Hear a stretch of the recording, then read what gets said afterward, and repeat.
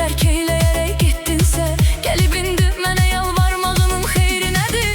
Ona qurban elədim aylarımı, illərimi, o gedib daim söndürdü ömür günlərimi. Tut əlimdən dediyim baxdı, əlim boş qaldı, əl uzatma daha var indi tutar əllərimi. Oldum ondan ötürü bil, mənə lazım da deyil, heç mənə lazım da deyil, mənə lazım da deyil, özgəsinə saldım ey. Mənə lazım da deyil, heç mənə lazım da deyil, mənə lazım da deyil. Oldum ondan ötürü bil, mənə lazım da deyil, heç mənə lazım da deyil, mənə lazım da deyil, özgəsinə saldım ey. Mənə lazım da deyil, heç mənə lazım da deyil, mənə lazım da deyil.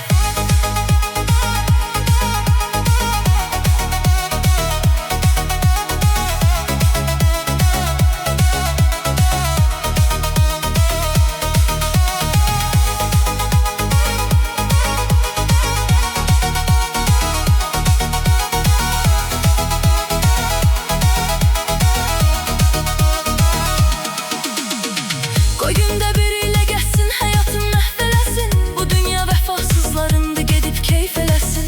Elə bir zərbə vurdu ki, unutmaram heç zaman. Çox çətin ki, ürəyim bağışlasın, əhv eləsin. İndi peşman olub arxamca mənim qoyansın. Eybi yoxdur, təki toy çərxi fələk fırlansın. Çox sağ olsun, məni tərk etmələ yaxşılıq eylədi. İndi ondan da qəşəngin tapacam qoyansın. Oldum ondan ötürü bey, mənə lazım da deyil, heç mənə lazım da deyil, mənə lazım da deyil, özgəsinə saldım ey.